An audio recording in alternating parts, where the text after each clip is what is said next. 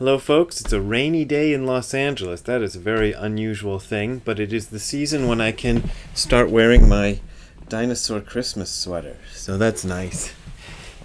Today I wanted to talk about something that's another one of my FAQs, which is weird things that happen in zazen. So I'll often get emails that follow a kind of pattern, and they'll start off with the person describing something strange that has happened to them during zazen, and then asking me if this is okay or what they should do about it. The most frequent one I get is somebody saying they're seeing colors. Usually when you're doing zazen, you're staring at a wall, and usually most walls are white, and the person will start seeing rainbow colors or something in the walls, or they'll see strange shadows or things. Sometimes it's a physical sensation.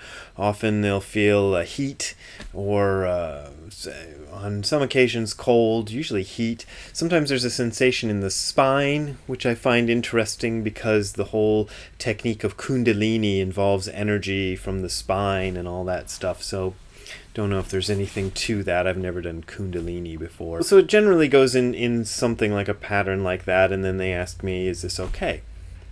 So this happens a lot.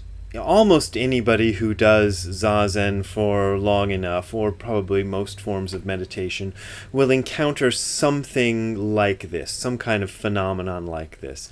Sometimes it's a low-level thing. Sometimes the eyes just start playing tricks on you. There's a whole lot of things you can find on the internet which will show you how your eyes will, your brain will fill in information that your eyes don't have access to. So just staring at a plain white wall kind of activates whatever centers or something in your brain, apparently, that make visuals happen. So it's almost like when you start dreaming. So you start dreaming when you're awake. Most of these things aren't a big deal. The weirdest thing that ever happened to me associated with zazen is something I described in my book Hardcore Zen.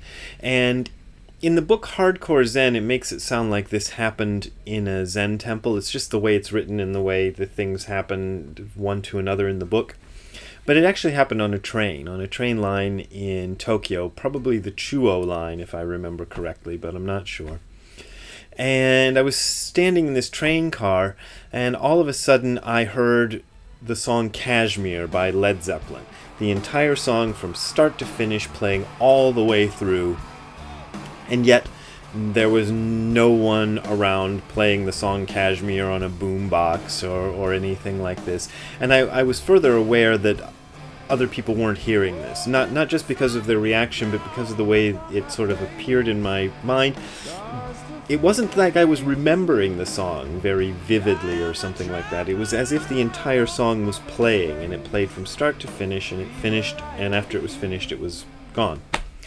So, after that happened, I kind of freaked out. I was already studying with Nishijima Roshi by this point, but I didn't have a real close relationship to him. I had studied zazen with Tim McCarthy, but this was in the kind of early days of the internet, so I was living in Japan, but it wasn't so easy as it later became to access people back home, so I couldn't really call him. So what I ended up doing is I went and looked. I don't even remember how I found this, but I found a counselor who did sort of psychological counseling in English. She was a Canadian woman. I think she was Canadian. Anyway, she was not American, but she spoke English. And I went to her a few times, and the interesting thing that happened is after a couple of sessions, she gave me these tapes, meditation tapes, which I thought was funny because I wanted to tell her, I don't think I did say this, but I wanted to say, meditation is what got me into this. Because I was aware that this, whatever was happening, had something to do with my meditation practice, although I wasn't quite sure where it intersected or how it was connected, but it seemed to be connected to it. I used the meditation tapes a couple of times, but the thing is, I'd been meditating for 10 years by then, so it wasn't like I was inexperienced with meditation. Anyway, the counseling sessions helped because it helped me feel like more at ease and like I wasn't crazy and I wasn't going crazy and I wasn't about to go schizo and have to be, put in a straitjacket and locked up or whatever. So that was useful. For people who are having these experiences, number one, I'd say most of the time it's nothing. It's just, like I said, your brain trying to put information in there when it's not receiving anything from the outside. If it starts to freak you out, that's a good time to consult your teacher. If you have a teacher, your teacher has probably gone through this. It'd be really weird to have a person who was given any sort of permission in a Buddhist lineage of any kind who had never experienced something like this. So I'm pretty confident in saying any competent Zen teacher has experienced this sort of thing before. If you don't have access to a teacher, I don't know, you could write to me and that's always fine, but I'm just going to tell you what I'm saying on this video, that you're probably okay. But I think it's better to have somebody who's got a personal connection with you. Now, in my case, going to a counselor was good, even though my counselor really didn't know anything about meditation or the effects of meditation. She knew how to do psychological counseling and how to calm a person down when they were freaking out, so that was useful. The difference in talking to a Zen teacher or a Buddhist teacher of some sort, or a meditation teacher, is the meditation teacher will probably have some idea of the sort of meditation-related aspects of this sort of phenomenon, and maybe will be able to help you deal with that in a specific way. But it's going to be a specific way that's geared to you. That's why it's good to have a teacher, because you can't really give general blanket advice like I'm trying to do. Probably what I'm saying won't apply across the board to everybody who has this sort of phenomenon. But generally, just as a blanket rule, if we go that way, which I said is kind of dodgy, mainly it's nothing to worry about. It's kind of part of the process.